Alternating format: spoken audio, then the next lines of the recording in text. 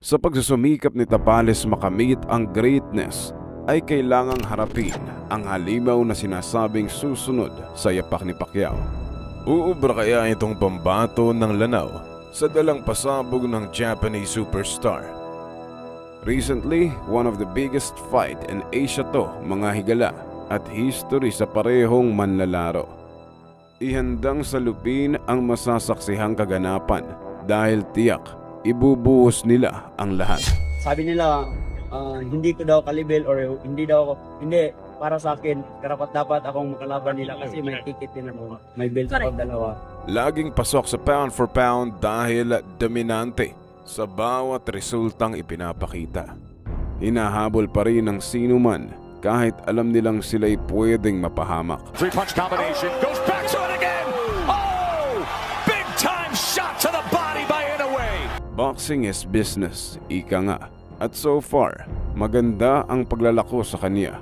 At business rin niya ay patiklupin ang katunggali sa paraang hatid ay sakit na di malilimutan. The referee is holding the count and it is all over! Sa kabilang banda, ang uhaw na gumawa ng history sa ating bansa. Ultimo si Pacquiao na tinuturing bilang the greatest Filipino boxer. At si Donaire na pwede sabihing the second greatest ay hindi sila naging undisputed during their prime.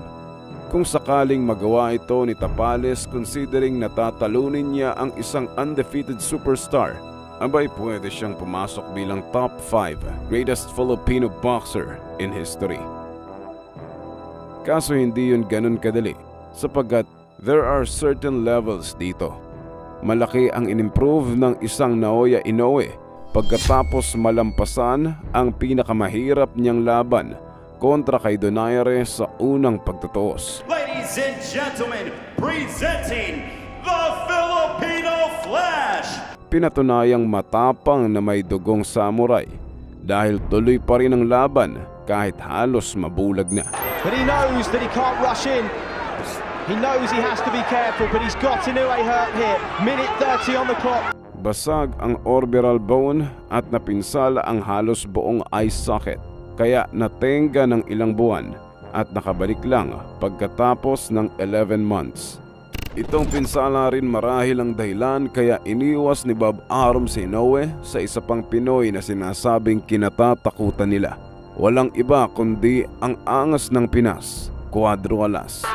Hanggang ngayon ay hindi pa rin natatamasa ang hangad na makaharap si Inoue. Kaya tuloy ang paghahabol niya.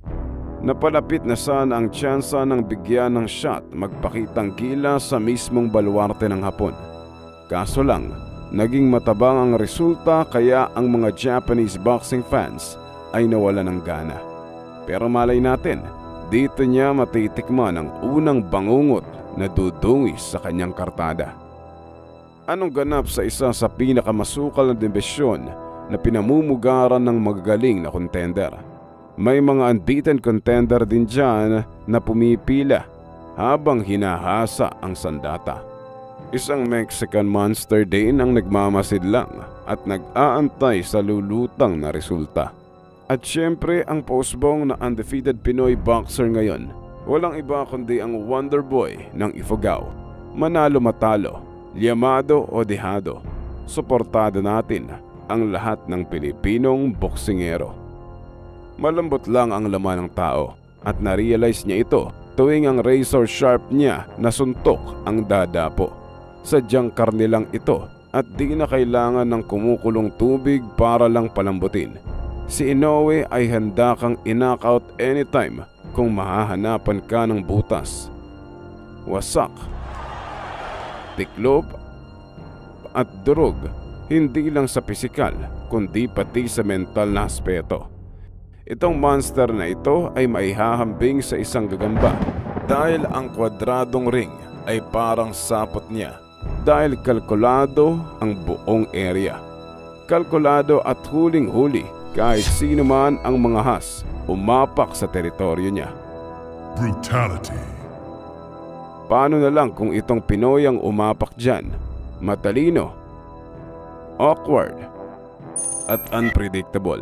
Yan ang bentahe ng tinaguriang nightmare Marlon Tapales. Ang akala nilang pataba lang sa kartada nitong Uzbek champion ay siyang umagaw sa trono. Underdog na wala raw pangil, ngunit utak ang pinairal sa laban. Impressive. Parang Pacquiao vibes lang nung panahong umaakyat ng timbang. Dahil dominante kontra sa mga top dog ng bawat dibisyong madaanan. Fighter of the Year ang target niya this year at malaki ang tsansa na siya ang maging kung impresibo ang resultang ipapakita. Walang duda na pasok na to bilang future Hall of Fame at nasa bucket list rin niya ang maging Fighter of the Decade na kahirap abutin. He marked himself as the greatest Japanese boxer that ever lived. Huwag rin nating isantabi ang Pinoy na naghahabol ng greatness. Kahit unified at 2-division world champion na, abay uhaw pa rin sa spotlight at gustong agawin kung ano man ang meron sa hapon. Ayaw magpahuli dahil plano ring in-knockout si Inoue. Utak sa utak ang labanan at magkakatalo na lang kung kaninong panga o tadyang ang matataymingan. Ayon sa karamihan, tulog raw si Tapales within 6 rounds base na rin sa performance nitong monster ng Japan. Kahit karamihan sa mga kapwa Pinoy boxing fans ay sa hapon pupusta. Sharp 1-2 combination na talagang pupunteryahin ang kaunting tagas sa depensa. Mabubutasan talaga lalo na't nakabukas ang tagiliran para sa isang devastating liver shot. Oh! Big time shot to the body by Inoue! Para masanay sa klima ng Japan ay nagsanay muna sa bulubunduki ng Baguio. Nakasparing niya ang iilang Pinoy at isang may promising na karera. Jab ang paraan niya sa pagpuntos, samahan pa ng sneaky uppercut na talagang tumatama. Distractions at setup, sabay left overhand rin kontra sa dumidistansyang katunggali.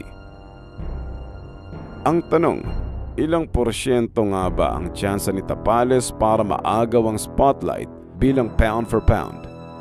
O di na kailangan pang balansehin dahil patitiklopin lang din kahit anong gawin? Matira matibay at ang isang mananatili ay siyang tatamasa ng bunga. Well, those questions have been answered in the most electrifying fashion because the man nicknamed the Monster has just produced another devastating display of precise, powerful punching. Habang ang isa namang mabibigo ay tiyak lalagapak sa lona.